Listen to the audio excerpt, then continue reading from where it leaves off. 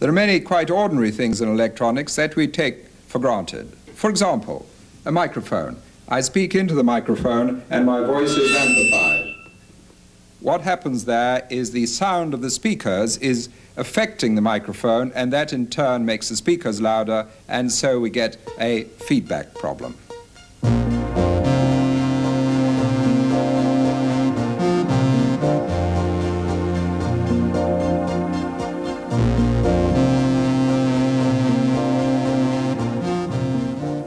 In each of these programs, I want to focus upon the central idea of one of the great thinkers who have shaped our minds.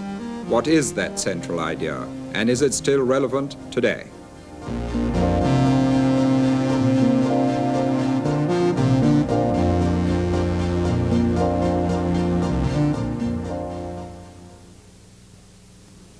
Norbert Wiener was concerned with thinking about feedback systems, a type of thinking that is immensely important to society today or to any complicated society.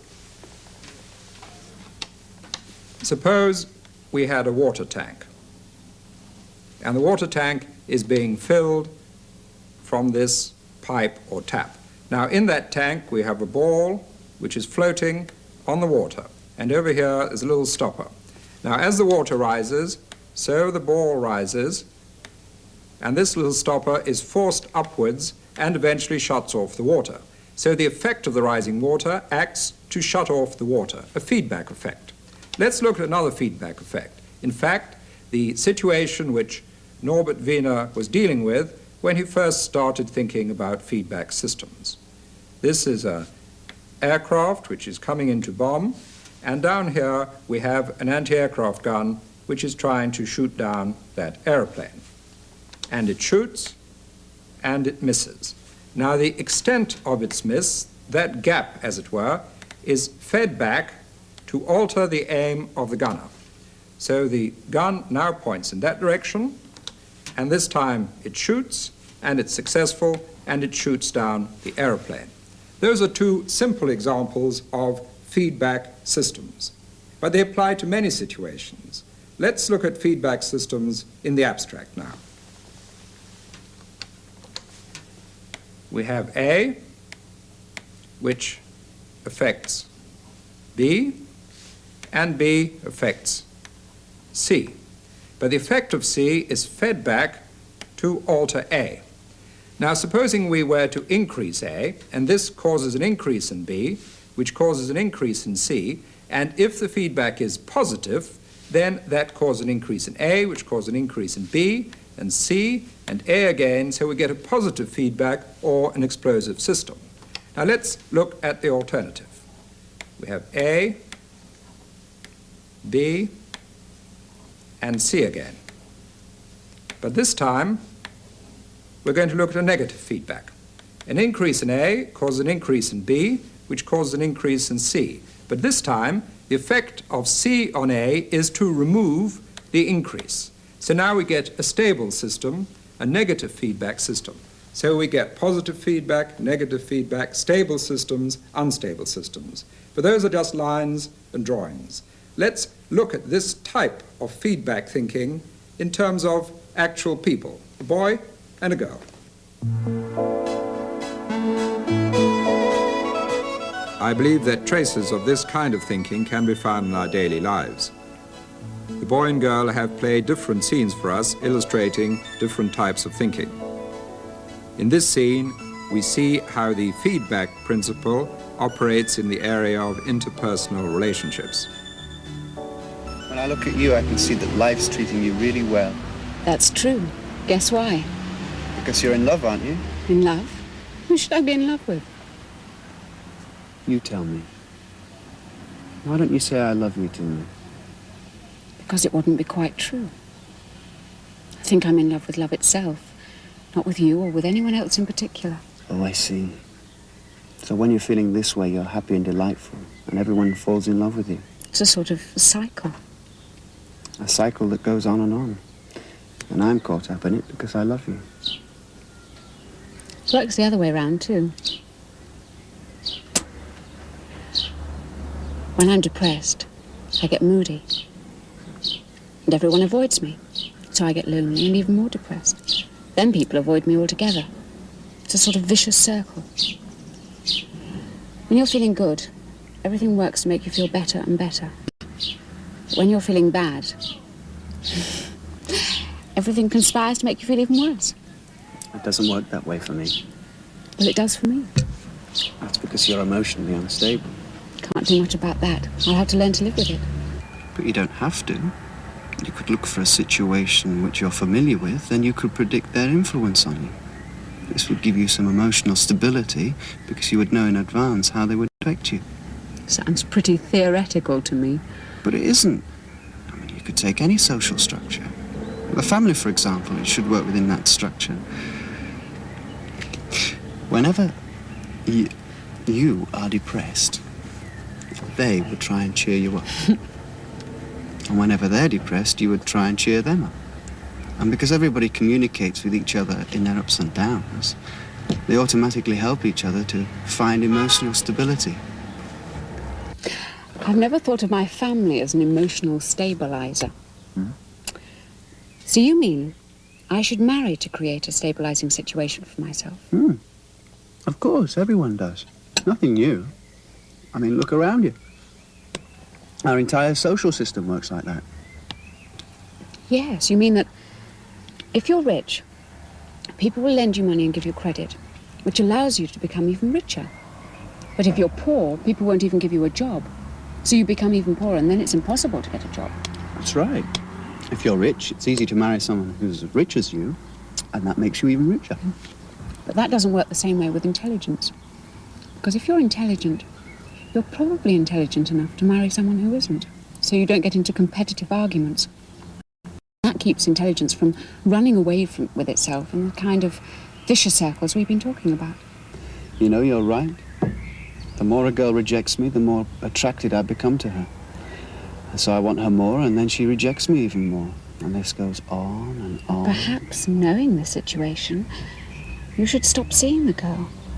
Then gradually you would forget her, so breaking the cycle. Then perhaps no one would ever get married. But we are in an unstable system. And if you're in an unstable system, then you can rise to the dizzy heights of love, hopes, and everything else. To heights where everything's possible. Not quite everything. The inclusion of Norbert Wiener, the American physicist and mathematician, among the great thinkers in this series may seem surprising at first. But it was Wiener who concentrated our minds upon and who developed ideas which may have more impact in this century and in the centuries to come than any other line of thought. These ideas concerned complex systems, control systems, stable systems, and unstable systems. Why are some situations stable? Is it just because they are not moving, or are there certain dynamic aspects of stability? What are the basic principles of complex, dynamic systems? If we're going to deal with the world in the future, we're going to have to understand complex and ever more complex systems of this sort. Professor Wiener, are you surprised to find yourself among the great thinkers? Should I be? I don't know. I have no idea how often you are included among the great thinkers in the history of mankind. I'm not sure whether I deserve that honor. You certainly had a very successful intellectual career, starting from your childhood. As a child, you were considered something of a prodigy. This undoubtedly had an effect on your character and later on influenced the course of your scientific career. You strove to be the best at everything you did, and you became known for your great ambition. Yes, that's absolutely true. And as far back as I can remember, I always wanted to be a philosopher and a mathematician, and one of the best, in fact. You unquestionably reached that goal. I took over where others left off and collected information and labeled this field cybernetics. The name comes from the Greek word for steersman. Cybernetics, though, may not be at all simple to understand at first glance. I noticed that you call it cybernetics. I've always called it cybernetics. Well, I have been known to do things differently. Perhaps you could explain it simply, maybe by explaining the system used for aiming with anti-aircraft guns. Wasn't this your contribution to the war against Hitler? It was really a very simple problem to solve. You could almost say trivial. Every hunter who has ever taken aim at a flying bird instinctively knows the trick. It's just a question of making use of certain available data concerning the aircraft itself and the gun's own properties. When you have this data, it's possible to determine the exact place at which you have to aim in order to hit the plane, which is, of course, still moving. You aim ahead and then anticipate the movement of the target. Yes, but it's not as simple as that. You have to allow for any possible maneuvers by the pilot himself as well. In this connection, you develop the mathematical theory of predictability. Yes, that's right. The technical limits of the aircraft and the physiological possibilities of the pilot had to be considered. These two factors form the basis for my statistical calculation of probability. Was it technically possible to accomplish this? With all due modesty, yes, it does seem to have worked. How is all this an example of a cybernetic problem? Both artillery and aircraft are components of one single dynamic system. Their relationship to each other is continuously changing, altering with the motion of the aircraft. A cybernetic problem is always connected with the control of a dynamic system. How would you set about solving a cybernetic problem? Through feedback, through the transmission of information between the individual elements of the system. Could you give another example of a feedback system? Take the control of blood flow, a self-regulating control system par excellence. It is of vital importance to animals which live in cold regions, such as the Arctic wolf. This sensor measures the temperature of the wolf's unprotected footpad. In this experiment, the animal's foot will be immersed in a bath of antifreeze to simulate the conditions of the Arctic winter at a temperature well below the freezing point of the cells. The bath is cooled by dry ice. The animal is losing heat very rapidly to the cold bath. Yet, within seconds, the foot temperature levels off just above freezing and remains there indefinitely.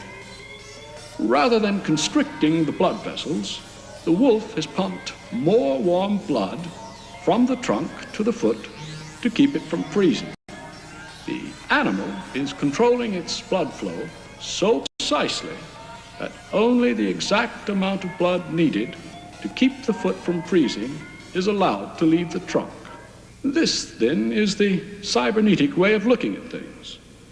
As you see, it is by no means just a limited theoretical aspect with no practical application.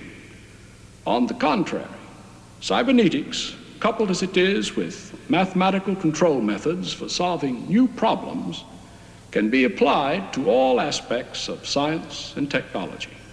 Does your thinking approach also apply to economics? Indeed, it does. To some extent, it always has. Higher demand leads to higher prices. But if the price rises, then the demand decreases. That's the ordinary law of supply and demand. The same holds for the labor market as well. Wage increases that are excessive lead to unemployment, and this in turn is supposed to reduce wage demands. Why then doesn't this seem to work anymore? Because the connecting links and their associations are really affected by psychology. With strong labor unions or good unemployment benefits, the fear of unemployment is less than it was, and so that link is weakened. In many cases, the wage demands are not seen as the cause of inflation, but as a result of inflation. Since money has already lost its value, demanding a higher wage is not automatically going to lead to more unemployment. So the problem with the free market is that we can never be certain of the links or of their nature when these occur within the minds of individuals. That's true enough, but the basic principles of cybernetics still apply.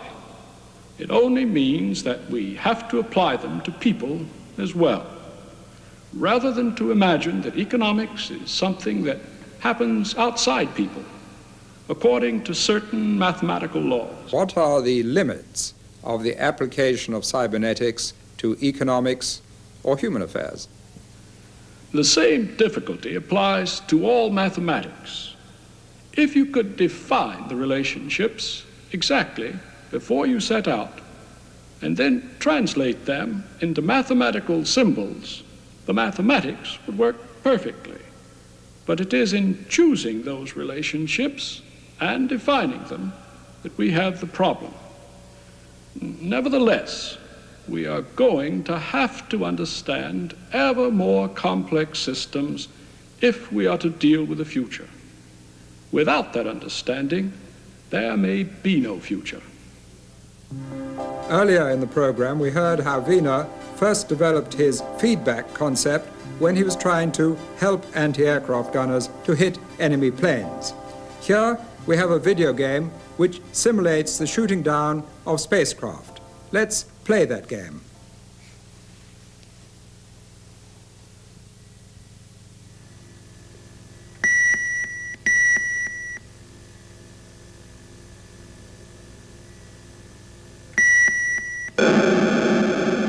So my aim improved as I became better able to use the feedback I was getting from the screen.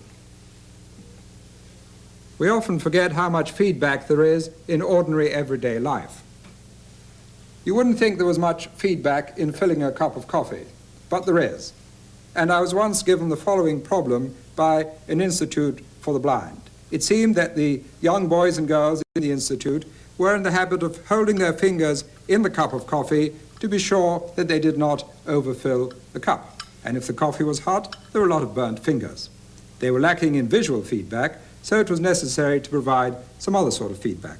For example, we could have put something that floats into the cup, and then hold the finger above the cup, fill the cup up, and as the cup fills, the cork rises. When it touches my finger, I stop filling it with coffee, take the cork out, and pass the jug on to the next person.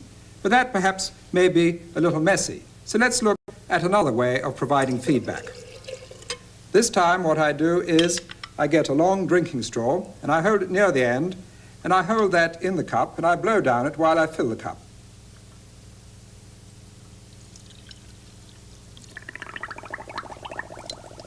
As soon as I hear the bubbling sound, I know that the level of the coffee has reached the end of the straw.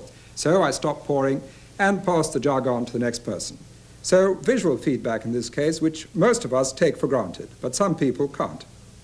Let's observe the curious behavior of this pendulum. I'm going to get it swinging.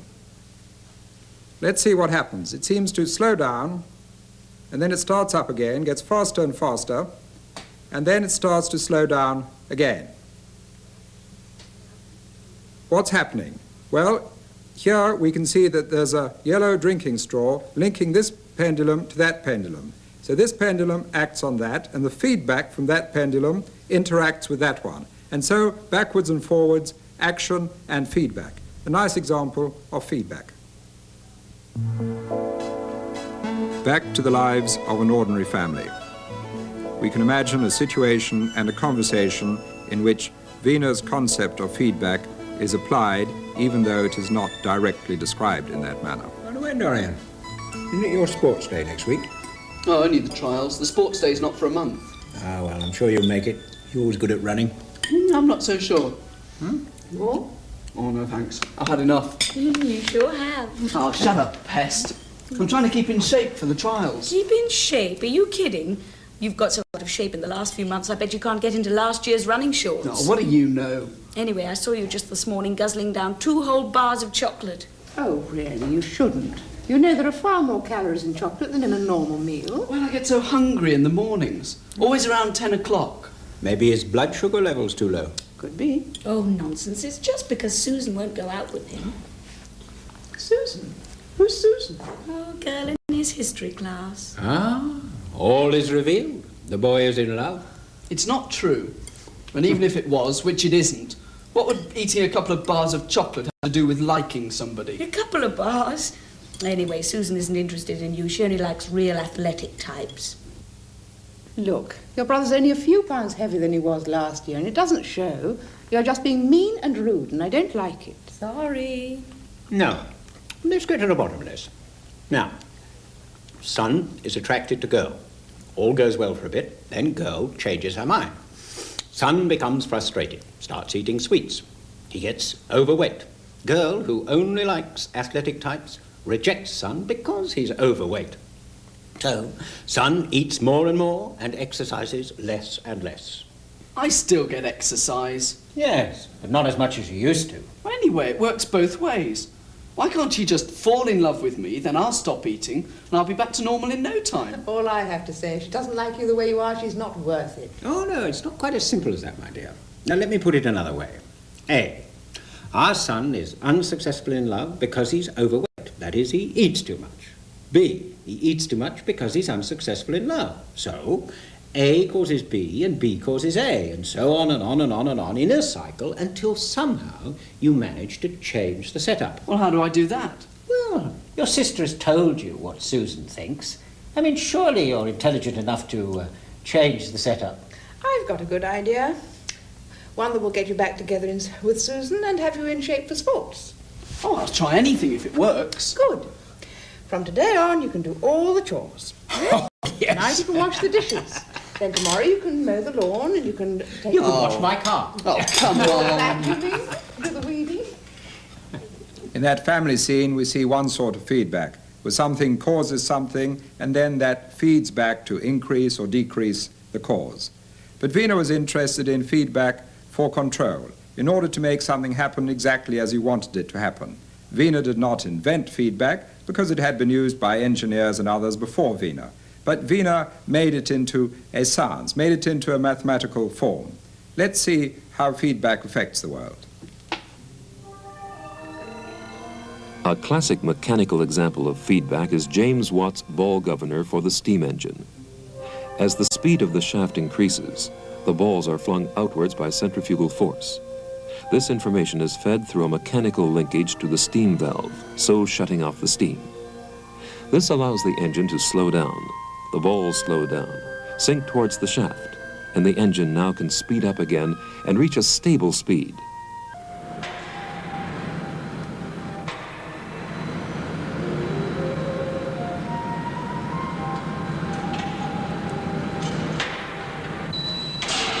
Paris, London, the end of the 70s. On the gold market, the price rises because people buy. And the more people buy, the higher the prices go. More people buy gold, and this in turn causes the price to rise yet again. The sales go down, and the price slackens off. People are afraid that the whole market will collapse, so they panic and want their profit. They sell out, and this causes the price to drop even further. More people sell out. So again we see this effect of feedback, the effect of an action causing the action or changing the cause of the action. Kitty Hawk, North Carolina, 1903. The Wright brothers were the first to fly because they developed a system of control that depended on feedback. Everyone else was trying to build stable planes. The Wright brothers built an unstable plane but developed a control system. In space, 1980. We can send spacecraft containing people across 250,000 miles of space and bring them back again because we have developed accurate control systems. A new breakthrough in space flight. A test model of an American space shuttle is taken 7,000 meters high and released. The world's first spacecraft, equipped with wings and landing gear, starts its gliding descent to a landing. We control spacecraft and their direction in space, the living conditions in space, as well as soft landings on the moon and rendezvous in space. These control systems allow the correct behavior to be preset and then adhered to. Furthermore, if things go wrong, then corrective action can be taken using the same control systems. A dried salt lake in the Mojave Desert of California, the landing place. The sole purpose of this test is to determine if it's possible, after a flight in space, to land a spacecraft softly on the Earth. How can we evaluate the contribution made by Wiener to our thinking today? Well, it would be difficult to overestimate that contribution. The thinking started by Wiener with his concern for feedback systems is likely to have a much greater impact on society than the word games of traditional philosophy. Society is complex and made up of a number of different elements. All these different elements are interacting and affecting each other in various ways. So we get a number of complex systems, a number of interactive systems. Now, unless we can understand feedback systems, circular systems, stable systems, unstable systems, then we're not going to begin to cope with the complexity of society. And that was where Wiener started the thinking that we need to deal with that situation. But there is another aspect. In the organization revolution, which has already started, though many people may not have noticed it, much of the thinking is based on feedback and control systems. Let's look at the evolution of work. In the beginning, there was manpower. And if you wanted to pull a heavy load, why, you just pulled it along. Then came the Industrial Revolution.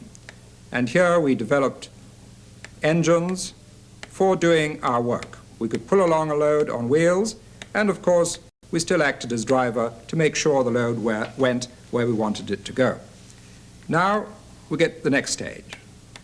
We may still have our tractor, and we may still pull along the load, but this time it doesn't need a driver. The driver can be sitting somewhere in the shade, having a good time, and doesn't need to be driving it, because with control systems and automation, the work will be done without the need for human intervention. So if we could summarize the contribution of Wiener, we could say he marks the beginning of a whole new chapter in human evolution.